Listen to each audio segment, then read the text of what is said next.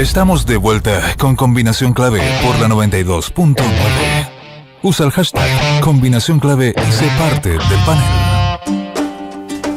10:38, sigues en Combinación Clave. Recuerda que Casa Mía es más que una residencia de adultos mayores, así se presentan.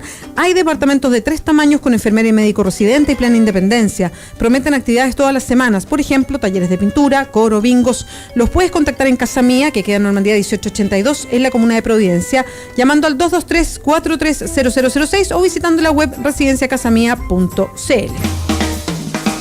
Llega harto para compartir con ustedes. Llega a través del Twitter, como siempre, al Twitter del programa. Lo vamos a refrescar para poder leer lo que ustedes nos escriben al hashtag Ogato Combinación Clave. Héctor Cañulado dice: muy buenos panelistas, Martorell y Escobar, un agrado escucharlos y les manda saludos. Francisco Albornoz dice: ¿qué dignidad tienen?, gritó Santiago Escobar ante la Bea Sánchez cuando le hablaron de dignidad a los afectados de Valparaíso. Ideológicamente falso, dice: el verdadero terrorismo son las políticas de Estado que sistemáticamente se aplican contra el pueblo mapuche. M. Rojas nos pega una lámina del diputado Hugo Gutiérrez que dice: la Machi está ilegalmente privada de libertad y debió haber quedado en arresto domiciliario. Fabián dice: ¿por qué no dejan gobernar tranquilo a Chad? ¿Por qué no pertenece al duopolio? Más respeto, señores, dice. Claudio Guajardo: claro, es tan garantista que somos uno de los países con más presos per cápita, y está conversando con otra tuitera, con Graciela Ortega, que pregunta: ¿no es que la justicia es demasiado garantista? Vemos libres acusados de robo con violencia, portonazos y robo de cajeros. Ada Bruja 61 dice: el carabinero que disparó al joven está libre y es culpable. ¿Qué mejor ejemplo que para todos no es igual? Y se refiere a este chico de 17 años que recibió 100 perdigonazos en la espalda.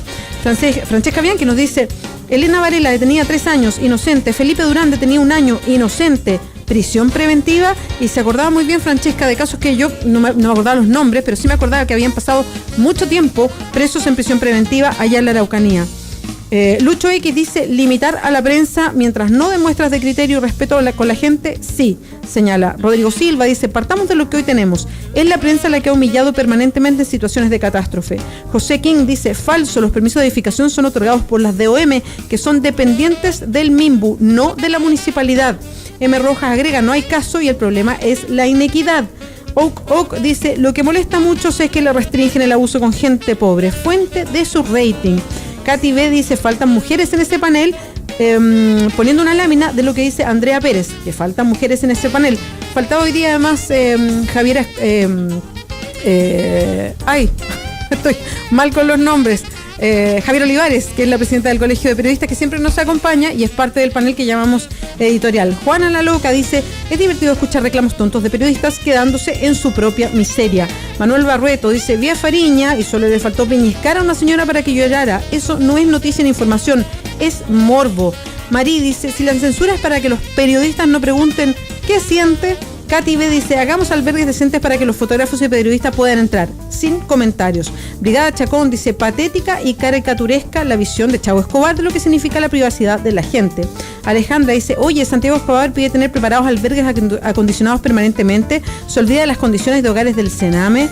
Lo pregunta, parte de lo que... Hay varios tuiteros que se repiten. Gracias a todos por participar como siempre. María de Los Ángeles, leo el último. Canales van por morbo albergues. El que quiere ser entrevistado sale del albergue y habla. Parte de lo que nos llega, como siempre, el hashtag Ogato Combinación Clave.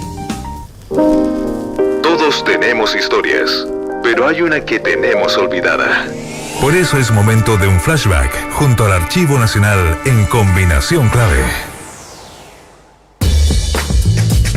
10 de la mañana con 42 minutos. Siempre a través de la historia nos conocemos más y nos hemos ido acercando a temas que son noticias en la semana para ver de dónde vienen, cuál es el origen. Hoy día vamos a hablar de los antiguos caminos de indios se conocían también, y esto es porque uno de los principales temas de esta primera semana de enero ha sido otro incendio grande. Hay varios más, pero este es grande, que por lo menos quemó 220 casas en Valparaíso. Vamos a hablar entonces de las casas construidas en quebradas con nuestro próximo invitado. Él ha hecho una investigación que da cuenta de la forma histórico-geográfica de las antiguas vías de comunicación existentes hasta por lo menos el siglo XVIII en la zona central y en valles interiores como Quilpué, Marga, entre otros. Ricardo Loyola nos acompaña. Él es licenciado en Ciencias Jurídicas de la Universidad de Valparaíso, abogado, historiador, presidente de la Sociedad de Historia y Geografía de Chile.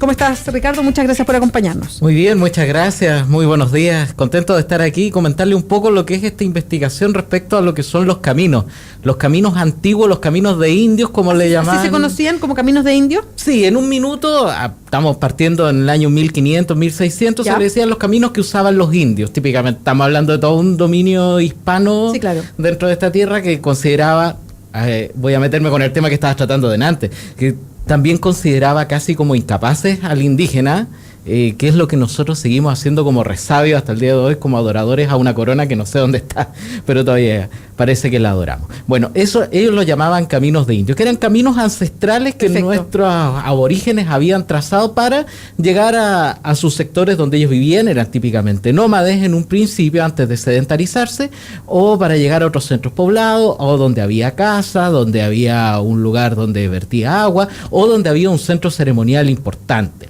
Hay que considerar que nuestros aborígenes de la zona central, por lo menos lo que es la cultura Bato, la cultura Yoyeo, se estableció típicamente en la costa. Sitio clásico Yoyeo en la costa, y ellos hacia el año 1200 se van hacia el interior, comienzan a irse hacia el interior.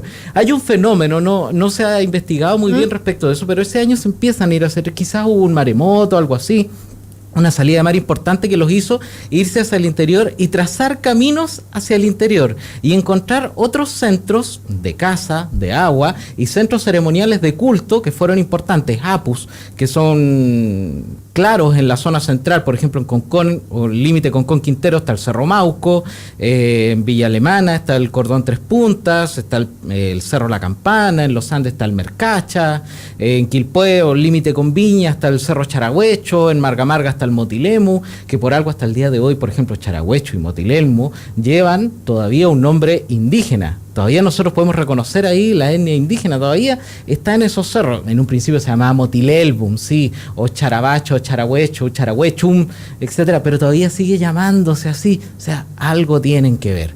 Y todo eso estaban enlazados con una red de caminos que nos llevaban, por ejemplo, desde Concón, desde el Cerro Mauco, pasando por lo que es San Ramón, que es el camino interior para llegar a Quintero, que ahora el Ministerio de Obras Públicas lo está pavimentando. Con el camino interior llegamos a la hacienda de Colmo, donde se estableció Benjamín Vicuña Maquena, la casa de la señora de Benjamín Vicuña Maquena, porque no tenía casi propiedades, eran prácticamente de su señora. Pasa por Colmo, va doblando hacia Tabolango y se mete hacia el interior, hacia el Valle de Quilpué, cruza uno de los portezuelos que existen. Los portezuelos ya son importantes en nuestra geografía. Los portezuelos es la unión de dos cerros. Ya, perfecto. Cuando yo cruzo un portezuelo, yo siendo indígena aborigen, yo paso a otra dimensión. Es claro, yo paso a otra dimensión físicamente, mirando, como ser humano común y corriente, como todos nosotros que tomamos la micro, el tren, todo lo que... Yo paso a otra dimensión, paso a otro valle. Es distinto. Si yo paso de Concón hacia Quilpué, hacia el sur, veo un valle más seco. Hacia Concón lo veo más fértil, porque está regado por el estero de Limache. Entonces, y a la vez tengo una percepción distinta, porque tengo otros apus, otros centros ceremoniales importantes de altura. Si yo paso a Quilpué, veo el Tres Puntas, veo el Charagüecho. Si yo paso hacia Concón, veo el Mauco. Y si yo me pongo en una buena altura y tengo un día despejado, veo el apu principal, que es la Aconcagua, que es ese privilegio que nos permite la naturaleza de ver ese tremendo cerro, parte de la cordillera de los Andes, de Argentina, que los argentinos no ven. Sí, sí. Ellos no lo ven. Los mendocinos adoran el Aconcagua, pero no lo ven. Sí, claro. Nosotros tenemos la oportunidad de verlo. Y es un centro ceremonial importante. Entonces yo voy pasando esos portezuelos y voy llegando a ciertos lugares. Incluso, ¿cuál es lo entretenido de estudiar los caminos? Junto con estudiar el contexto social, el contexto comunicacional, económico, el medio ambiente, todo lo que rodea, es que uno se va dando cuenta que el único ingenioso en hacer caminos fue el aborigen preincaico. Como dice una profesora que conocimos en Argentina, Norma Rato, ella dice, lo que el Inca hace, tanto el camino como los centros ceremoniales, es simplemente lo mismo que si día viniera tomar un almacén y lo transforma en un megamercado. Es lo mismo, solamente lo hace más grande, lo hace más bonito. Ahí tocas un tema bien importante, Ricardo. Estamos hablando con Ricardo Loyola, él es licenciado en Ciencias Jurídicas de la Universidad de Valparaíso, abogado, historiador, presidente de la Sociedad de Historia y Geografía de Chile. Estamos hablando de los antiguos caminos, son los caminos de indios, en Chile, sobre todo en la zona central. Y esto tiene conexión con los asentamientos, con cómo convivimos con el medio ambiente, sobre todo en esta zona a propósito del incendio en Valparaíso. Y a eso quería ir, a propósito de ese ejemplo que das respecto a lo que pasa cuando llegan los incas y cómo se modifica la usanza o la costumbre en comunicaciones, en lugar de asentamiento, en lugares ceremoniales que tienen las personas que vivieron originariamente acá, porque ahí hay conocimientos distintos. Y eso te quiero preguntar, ¿cuánto de ese conocimiento los hacía estar en lugares más seguros? Sí, había incendios permanentes como se conocen en Valparaíso, que también tienen que ver con algo geográfico, por cómo están dispuestas las quebradas, que es algo que pasa en Valparaíso y en Viña, y si ellos tenían esa conciencia y tenían una mejor convivencia con el lugar donde vivían. Obviamente, el Inca ya conoce varias cosas, está mucho más adelantado que nuestros pueblos. El Inca llega cuando nuestra cultura Bato-Yoyeo se había transformado en la cultura Aconcagua, y el Inca la perfecciona y nace la Aconcagua Salmón, que es el que tiene esta cerámica de color más naranjo y con el tricornio, etcétera, que es una influencia ya más diaguita que viene con el Inca. Pero el Inca lo que hace es tomar su percepción respecto a lo que ve, lo que ya vio, y ver qué lugares son aptos para seguir habitando. Nuestros indígenas también son inteligentes y también no ocupaban los sectores que no son aptos de habitar. Por ejemplo, Valparaíso no es un reducto conocido que tenga vestigios esencialmente indígenas. Realmente. A nosotros siempre se nos enseña que poco más que los changos, y está en la Declaración de Patrimonio de la Humanidad que habían pueblos changos, pero eso no hay vestigios, no hay nada. Como que estuviesen instalados en Valparaíso. Como que estuviesen instalados en Valparaíso. No, prácticamente parte del mito, porque no hay un vestigio, ¿cierto? Changos tenemos sí en La Herradura, en Coquimbo, Guayacán, ahí sí hay cultura changa, pero hacia abajo no. No hay establecimientos de indígenas en la costa, entre medio de las quebradas. Sí hay hacia el interior, hacia los cerros, el Alto del Puerto, el sector de Placilla, La Ceniza, el Fondo de La Ceniza, que es un sitio ceremonial importante donde hay piedras tacitas, cementerios antiguos, el sector de Las Palmas, el sector de las Siete Hermanas en Viña del Mar arriba, también hay vestigios, piedras tacitas, etcétera, todo eso. Y eso se comunicaba, pero la bajada hacia el mar no estaba en Valparaíso. Por eso hay que también pensar que en un minuto, si el Inca ocupó los mismos caminos que los indígenas que estaban habitando, el español ocupó los mismos que el Inca, porque el español tampoco era no tenía ese chispazo de inteligencia para hacer caminos nuevos, ocupó lo mismo. Y al ocupar lo mismo, no tomó en un principio a Valparaíso, por ejemplo. Valparaíso no fue puerto, sino que hasta entrado el siglo XVIII, 1700, siglo XIX ya es la vorágine de Valparaíso. Y ahí se transforma en un puerto potente, que es lo que nosotros tenemos hasta el día de hoy como la imagen de ese puerto principal. Pero en su tiempo no, era Quintero, que es la bahía más abrigada naturalmente. Valparaíso había que hacerle un molo para que se abrigara naturalmente, y era muy difícil llegar. Ahora, los caminos sí se establecen por quebradas. Y eso hace que la gente también venga por quebradas. Dos razones. Una, la lógica. En la quebrada hay agua. Yo, si soy aborigen, no me manejo ni en metro, ni en auto, ni en Uber, ni ninguna cosa. Me manejo a pie. Entonces, al manejarme a pie, tengo que tener agua constante. Sí, claro. Si llevo una caravana de llamas, cargando lo que sea, tengo que tener agua para darle al ganado, que me va acompañando, etcétera. A la vez, ya urbanizándose en lo que ahora llamamos ruralidad, que es la agricultura, los latifundios, las grandes haciendas, los caminos van por donde haya una quebrada. Porque si yo lo trazo por el lado más plano, ¿qué hace? Me corta el lugar donde yo tengo para cultivar maíz, cultivar trigo, lo que yo quiera cultivar como hispano conquistador. Entonces tengo que pasarlo por la quebrada. ¿Y dónde vive el peón entonces? En el fondo de la quebrada. Un viejo dicho también, ¿dónde se entierra la gente? La gente, que es de verdad, que son los hispanos, los nobles, etcétera, en la iglesia. Los peones en la quebrada. Y los luteranos, como le decían a la gente que no profesaba la religión católica, en la playa. Entonces, la quebrada es esencial, pero la quebrada ¿qué arroja?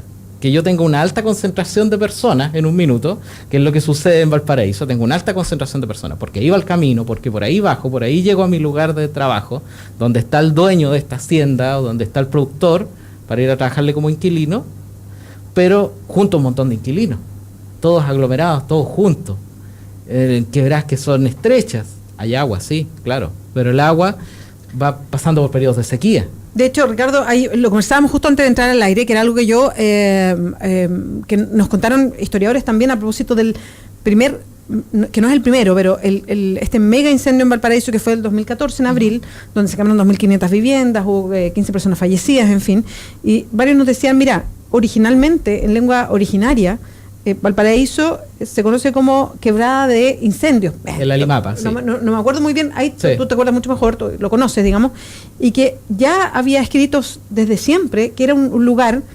que topográficamente, o por cómo está el diseño, expuesto muy al viento, el tipo de quebrada, era un lugar donde había habitualmente incendios grandes. Claro. Era un lugar típico de incendios porque está la quebrada, hay poca agua, hay periodos de sequía constante. El español cuando llega a Valdivia, hay un periodo de grandes lluvias. Valdivia se encuentra con grandes lluvias, se encuentra estos ríos gigantes, la Aconcagua gigante, le cuesta cruzar, todo el cuento. Hay una serie de peripecias que cuenta Vivar. Pero después vienen periodos siglo XVII, siglo XVIII de una sequía extrema. Se acaban los ríos, se empiezan a acabar estas quebraditas y empieza a secarse. Y comienza de nuevo, son periodos cíclicos. Y típicamente la quebrada se quema. Independiente, hay especies que por sí solas se van quemando, como el chagual que se combustiona a sí mismo. Si bien no hace un incendio, pero muchos chaguales pueden provocar algo, quizás, si lo tomamos desde el punto de vista de ese tiempo, siglo XVI, siglo XV incluso. Si juntamos un bosque de chaguales que se autocombustionan naturalmente, más de algo puede suceder. Sí, claro. Y Valparaíso es una zona de chaguales, de un punto de vista de flora endémica, porque ahora está lleno, claro, como dice Sharp en un minuto, está lleno ahora de eucaliptos y pinos, que fue una plantación que por ahí hizo el gobierno en tiempos para fomentar la forestación en un minuto y planes de empleo para sacar leña. Entonces, claro, o sea, Valparaíso tiene esa tónica y por eso Valparaíso no se usó, como te decía en un minuto, como puerto ideal y como habitáculo, centro de recepción de personas que puedan vivir ahí. Bueno, de hecho, a propósito del incendio en Valparaíso, nos estábamos acordando, lo decía Chago Escobar recién en el programa, la quebrada de Macul, que tuvo que se han tomado algunas precauciones, se han hecho estas piscinas decantadoras a propósito de ese aluvión donde murió mucha gente, y esto fue hace 20, 25 años, y él dice, bueno, y todo eso está construido de nuevo. Entonces, ¿cuánto miramos nosotros nuestra propia historia para seguir o no seguir repitiendo lo que nos pasa? Es que no miramos nuestra historia y no miramos nuestra geografía. No la miramos. No la miramos. Yo tuve la experiencia de comunicarle, hay un incendio también que fue de cobertura nacional en Villa Alemana, que fue grandota en el mes de diciembre, que lo comentábamos. Hace poco, hace como un mes y medio más o menos, sí. Ese incendio caminó exactamente por donde se traza el camino del Inca. Caminó exactamente. Si nosotros supiéramos los caminos antiguos, le decía un bombero, si tú tuvieras una instrucción de ver geografía y a la vez saber que por ahí pasaba un camino que naturalmente pasa, porque el aborigen no pasa por donde hay una plaza de peaje o donde hay una autopista para llegar más rápido, se pasa por el camino natural. Y ese camino natural es el que seguía ese incendio. O sea, incluso estudiar los caminos, estudiar la geografía, estudiar lo que es un cerro, un portezuelo, en un minuto me lleva también a hacer un plan de emergencia. Y decir, claro, si hay un incendio acá, y yo sé que los vientos siempre soplan para el mismo lado, el incendio va a ir para allá, irremediablemente. Ahora, Ricardo, ¿y cuánto de esa, a propósito que nosotros hablamos y por investigaciones que se hacen con material que está en el Archivo Nacional, cuánto de todo ese material existe hoy día? ¿Está escrito? ¿Los caminos ancestrales, los caminos de indios? Están. Hay que buscarlo, hay que bucear en un minuto. Porque, claro, por ejemplo, de un volumen completo, quizás no las 300 fojas de ese volumen tienen la descripción del camino, pero sí hay como 2, 3, 4 que hablan de un camino, y lo hablan de la misma forma que si yo te dijera, mira, para ir a mi casa tienes que tomar la micro, bajarte en el paradero 13, doblar a la esquina en el negocio verde, tomas 2 casas, la casa amarilla es la mía. Así, tal cual. Uno llega cuando no le dan esas indicaciones. ¿Sí? Claro, ellos te dicen no, mira, el camino pasa por donde está el cerrito grande, donde hay un espino y va a rematar en unas lagunitas donde hay un carrizal. La gente siempre se ríe, nosotros yo he tenido la oportunidad de estar con chicos haciéndoles estas mismas preguntas, enseñándoles lo mismo, y se ríen porque, ¿cómo? Pero es lo mismo que tú dices, cómo llegar a tu casa. Vaya a mirarlo, si encuentra eso. En ese tiempo era súper fácil. Pero si yo dejo escrito esa indicación que te acabo de dar y después viene alguien y queda en el Archivo Nacional por ese motivo y viene alguien y le investiga 200 años más tarde, va a decir, ¿cómo mi chica llegaba? O sea, ¿cómo? Si eso no existe. Claro, ya no existe el negocio verde, ya no existe la Casa Amarilla, ya no existe el Paradero 13. Claro. Pero son indicaciones y eso está. Hay que bucearlo, hay que bucear en escritura, hay que bucear en juicios. De repente los juicios siempre traen de repente alguna escritura por aquí por allá metida, alguna declaración de testigos. Las declaraciones de testigos siempre son vagas, o sea, por mi profesión las conozco. O sea, el testigo está... tiene que decir la verdad entre comillas para la justicia, pero en realidad lo que está diciendo es lo que a mí me conviene que diga. Entonces también hay que leer debajo del agua en un minuto también, pero ahí están las cosas. Bueno, Ricardo, muchas gracias por acompañarnos hoy día. Ricardo Loyola es licenciado en Ciencias Jurídicas de la Universidad de Valparaíso, es abogado, historiador, presidente de la Sociedad Historia y Geografía de Chile. Tiene esta investigación y él nos explicaba cómo, gracias a material que hay en el Archivo Nacional también, los antiguos caminos o caminos de indios. ¿Cómo esto nos puede ayudar para lo que hoy día estamos hablando? Planes maestros de seguridad, claro, que todavía no se aprueban, que están en el Congreso. Pero además nosotros somos un país que tiene historias o sea, que somos un país que va a sufrir siempre lo que pasa con la naturaleza. No quiero decir los desastres naturales porque son desastres socionaturales. Sí. Exacto, tiene que ver con donde nosotros nos instalamos a propósito de la naturaleza.